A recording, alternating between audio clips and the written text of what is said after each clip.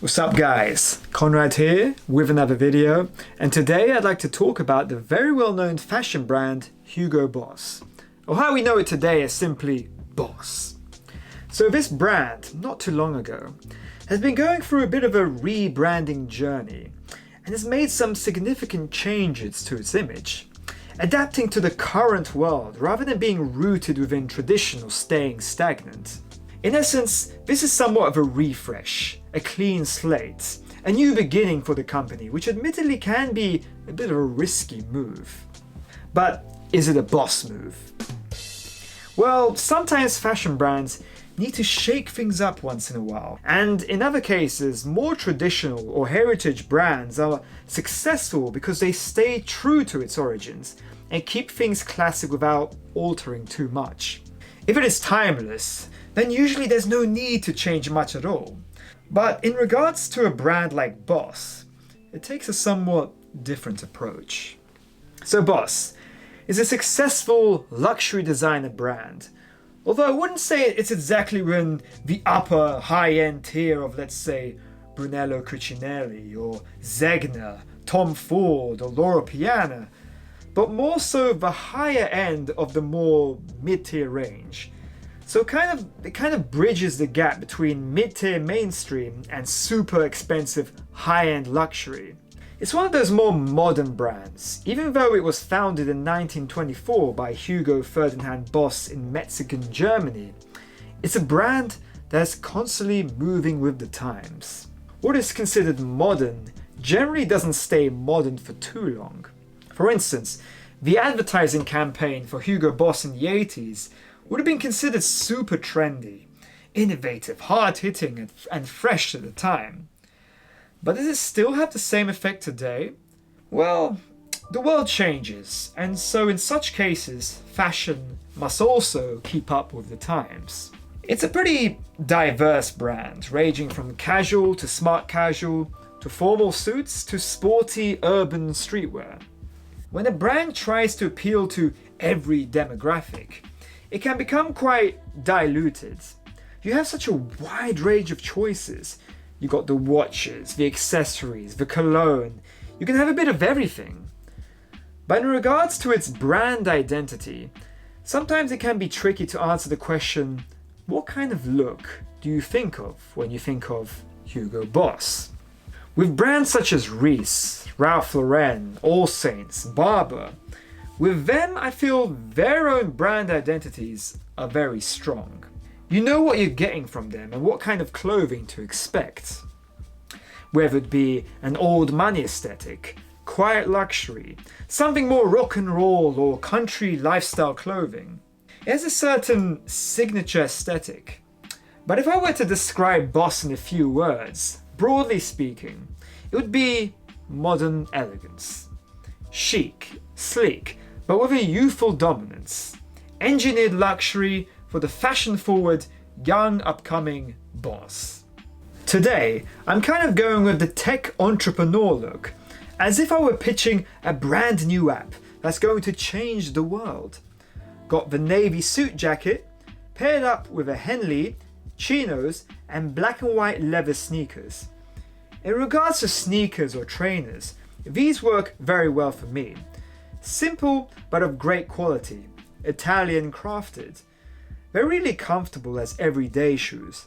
Pricey, yes, but worth the investment as reliable go-to sneakers.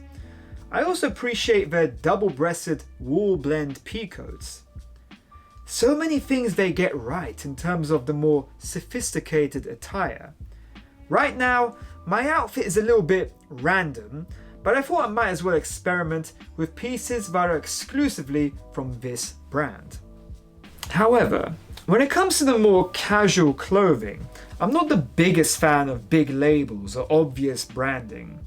Nothing more pretentious than a guy with a shirt saying Boss in huge writing like, okay, I doubt so much about showing off the brand as much it is about, wanting people to perceive you as a boss. I am the boss. So now Hugo Boss has embraced the name and its obvious connotation with its marketing campaign. It fearlessly owns the word boss, So why not make the most of it? There's so many possibilities that can be used as a play on words when it comes to the slogans such as like a boss or hashtag be your own boss. Be your boss. And so in regards to the branding, it was time to go in a different direction and keep up to date with the younger generation, or Gen Z. A complete makeover, if you will. So now we have a few key changes made to the overall brand's aesthetic. It's all about the marketing and how you present a brand in order to get people curious and to draw in new customers. We now have a clearer design direction and a new color palette with a camel beige and black and white. A gorgeous combination, I must say. These colors are included in the marketing material, on the clothes themselves, whether it be the colors of the garments or the subtle touches such as logos or labeling, as well as the redesign of the actual stores. I like how more wood is integrated into the interior designs of the new stores, which are in keeping with the beige aesthetic. Much more dynamic and gives off more of a specialized luxury boutique kind of feel. Like you come into the store and think, okay, this is what a Boss store is meant to look like. Just a touch more old school. Very different from the older version of the store's interior, which would look pretty sleek, almost futuristic, but more basic, you could say. Just think shiny black and white. Not as much personality. They really went all in and committed to this new vision, and I say it was a good call. After 50 years, they decided to take a leap of faith and do a 360 in order to boost the brand and also increase its relevance. One man who is currently leading and one of those who is responsible for the company's rebrand is Hugo Boss's now CEO, Daniel Grieder, formerly the CEO of Tommy Hilfiger. Just to quote him briefly, over the last 6 years, Hugo Boss has maintained its brand awareness, but crucially lost its relevance in the fashion industry.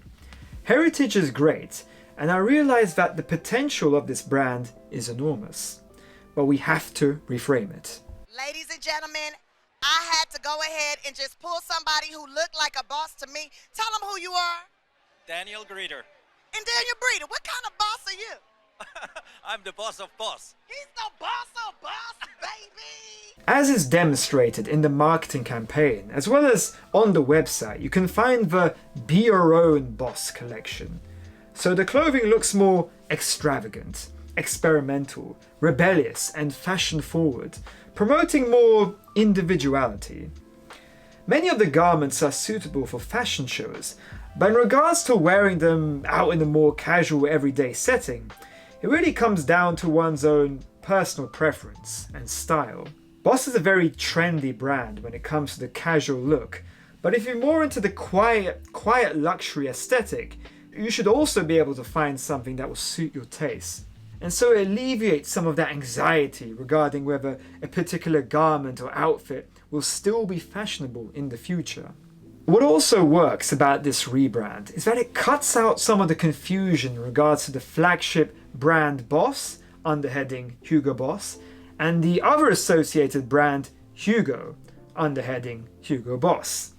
There needs to be more delineation, separation, and consistency between the two brands. Now they are just known as Boss and Hugo.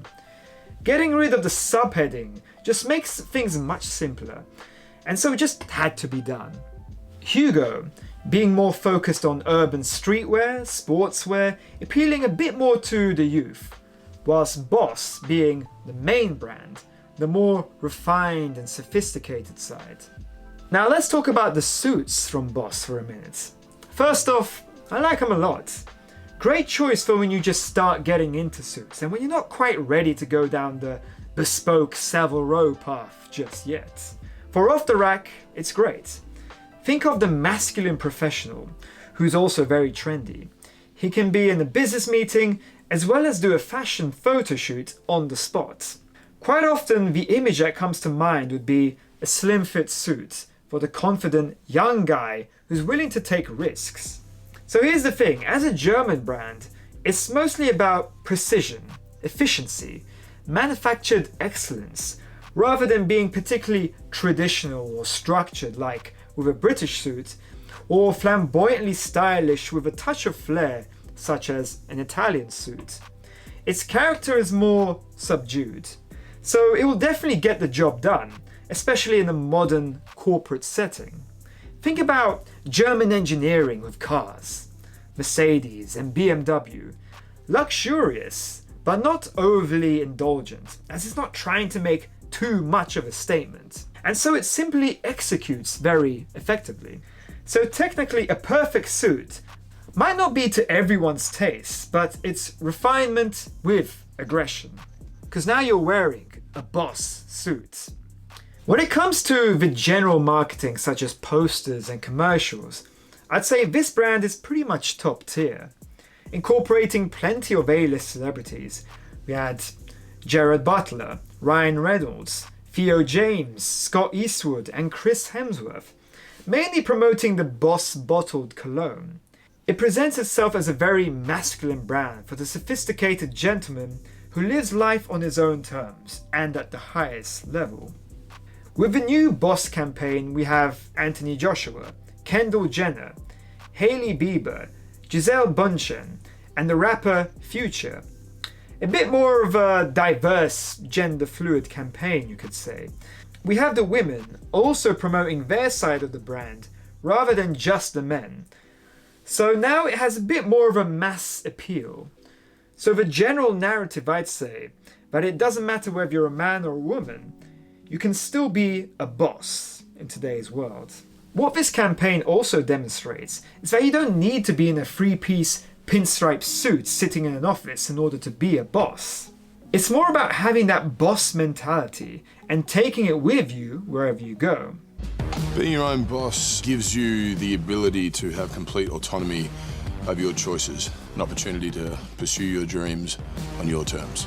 This is also reflected in the clothes that you wear. So the general perception of how a boss should dress is slowly shifting.